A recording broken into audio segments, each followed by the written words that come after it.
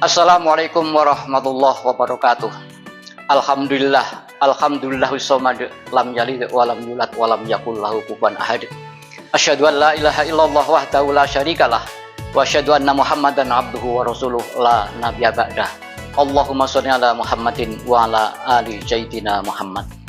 Saudara-saudara yang dimuliakan Allah, kultum sore hari ini adalah dengan tema bulan Ramadan, upaya meningkatkan kualitas individual dan kualitas sosial menuju insan yang bertakwa.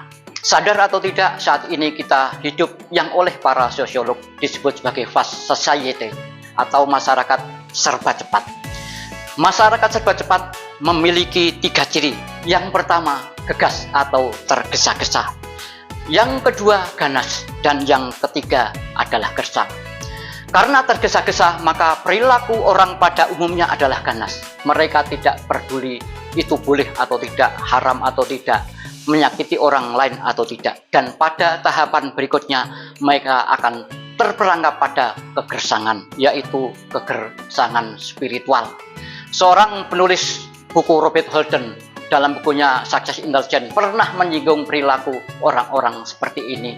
Manusia-manusia modern sering tersandung dan terjatuh, tapi mereka segera bangkit lagi seakan-akan tidak pernah terjadi apa-apa. Ia juga menyinggung kebiasaan ironis orang-orang modern adalah mereka berlari secepat mungkin meskipun mereka tak tahu arahnya. Saudara-saudara yang dimuliakan Allah Subhanahu wa taala, puasa adalah momen yang luar biasa yang sengaja diciptakan Allah Subhanahu wa taala agar manusia menjadi manusia kembali. Manusia yang benar adalah manusia yang bertakwa kepada Allah Subhanahu wa taala. Insan yang bertakwa memiliki 7 ciri. Yang pertama, mereka adalah orang yang bersabar. Al-Ghazali mengatakan bahwa sabar adalah memilih jalan Allah ketika datang kepada kita godaan nafsu. Hari ini atau kemarin banyak dilantik para pejabat, bupati, wali kota, gubernur, dan seterusnya. Ketika mereka dalam kekuasaannya menggunakan kekuasaannya untuk pribadi, golongan, dan mereka melakukan korupsi, maka itu tidak sabar.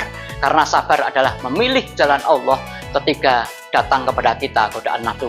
Percayalah, orang yang sabar akan dibersamai oleh Allah Subhanahu wa taala.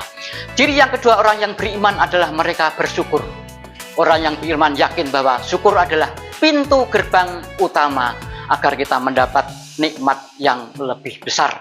Dalam Al-Quran disebutkan, la in syakartum la azidannakum wa la in kafartum inna adzabi lasyadid. Ciri yang ketiga orang yang beriman sejati adalah mereka sederhana.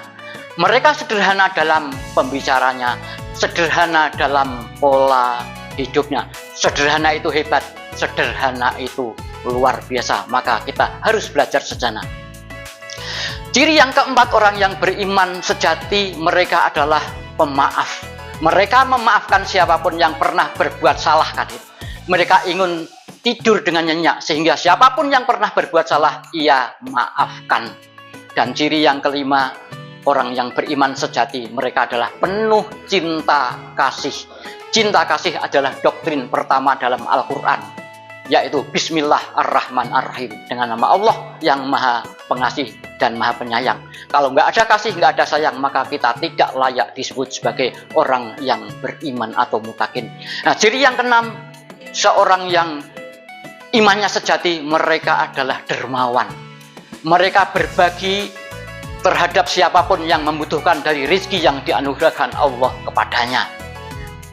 Orang-orang yang memberi tidak akan kehilangan, tapi orang-orang yang memberilah yang akan mendapatkan. Dan ciri yang terakhir, orang yang bertakwa itu mereka adalah orang-orang yang ikhlas. Mereka memasrahkan dirinya sepenuhnya kepada Allah Subhanahu wa taala. Ikhlas letaknya tidak di kepala kita, tidak di badan kita, tidak di hati kita. Ikhlas itu dimensinya di luar diri kita. Ikhlas itu wilayahnya Allah Subhanahu wa taala. Siapa yang belajar ikhlas, sesungguhnya dia belajar masuk ke dalam wilayahnya Allah Subhanahu wa taala. Yang terakhir, ada doa dari para ksatria, doa orang-orang kuno. Doa itu sangat sederhana, tapi layak kita renungkan. Ya Allah, hadirlah Engkau di kepalaku. hadirlah pula Engkau di dalam pikiran-pikiranku. Ya Allah, hadirlah Engkau di dalam mataku, hadirlah pula Engkau di dalam penglihatanku. Ya Allah, hadirlah Engkau di dalam lisanku, hadirlah pula Engkau di dalam ucapan-ucapanku. Ya Allah, hadirlah Engkau di dalam hatiku, dan jagalah aku ketika pergi. Sebagai penutup, maka ada kata-kata mutiara yang akan saya sampaikan. Ketika engkau melihat kehidupan ke depan, engkau ketakutan.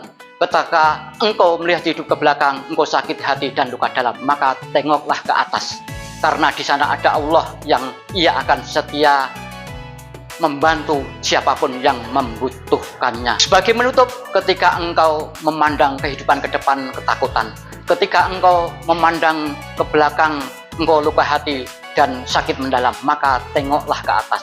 Di sana ada Tuhan yang setia membantu siapapun yang membutuhkan. Hasbunallah wa ni'mal wakil, ni'mal maula wa ni'man nasir. Wassalamualaikum warahmatullahi wabarakatuh.